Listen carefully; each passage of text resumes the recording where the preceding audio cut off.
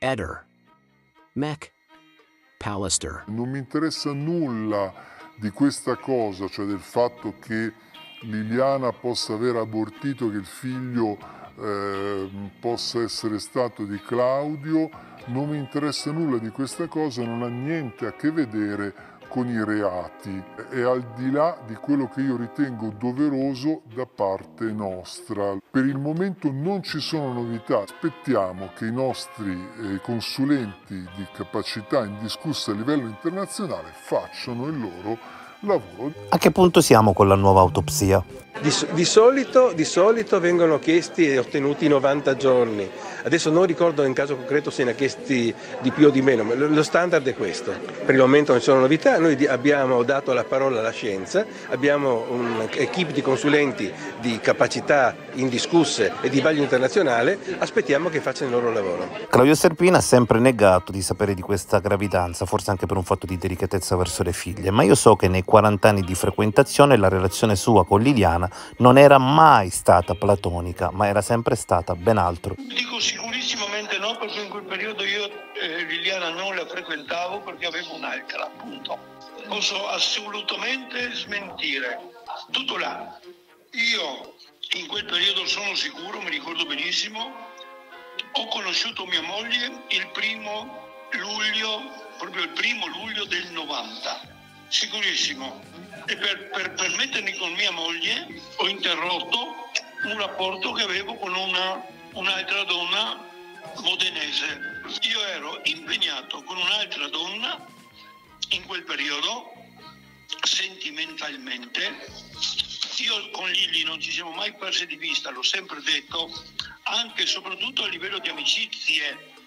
Io in quel periodo sicuramente non andavo con Liliana, anche se ci sentivamo, ripeto, io l'ho detto e l'ho ripetuto, fra di noi i rapporti si sono avvicinati e riallontanati negli anni più e più volte. Sebastiano sapeva tutto? A questo punto potrei dire di sì, perché se fa queste affermazioni, ma come mai fino all'altro ieri diceva che non era vero, che mi sono inventato tutto? Cosa mi sono inventato se dopo mi dice che 30 anni fa ho messo incinta quella che diventava sua moglie? Oh, ma che idiozie? Di che idiozie stiamo parlando? Della gravidanza di Liliana probabilmente con Sterpin l'avevo detto la sera stessa che Quarto Grado parlò di segreto, questa notizia mi veniva da fonti dirette, ma la vera novità è che Sebastiano quindi sapeva. Mia sorella e Claudio Sterpin da sempre hanno avuto una relazione speciale che con alti e bassi si è trascinata negli anni, fino agli ultimi tempi. Questo ormai si può considerare un dato certo, nonostante il marito Sebastiano continui goffamente a negare. A Sebastiano viene posta una domanda inerente alle gravidanze possibili di Liliana anche durante una sit. Non ho mai avuto figli con lei, però Liliana un paio d'anni dopo che ci siamo conosciuti era rimasta incinta e aveva abortito. Il figlio non era mio e lei non mi ha mai voluto dire chi fosse e non ne abbiamo più parlato. Mi ha chiesto solo di perdonarla, io l'ho perdonato, era il primo periodo in cui ci frequentavamo, ma io stavo ancora a casa con mia moglie. Ci vedevamo nel weekend, ricordo che quella notte eravamo in macchina, lei aveva già preso l'appuntamento, abbiamo trascorso insieme la notte e poi l'ho accompagnata in ospedale. Che io sappia non l'ha mai confidato a nessuno oltre me, nemmeno a colui che l'aveva messa incinta, non abbiamo più voluto parlare. Bisogna rispettare una donna, bisogna rispettare qualsiasi donna nelle sue cose, capisci? Quindi tu sapevi che il figlio era di Sterpin? Non lo so, no? A distanza di tempo non lo so io.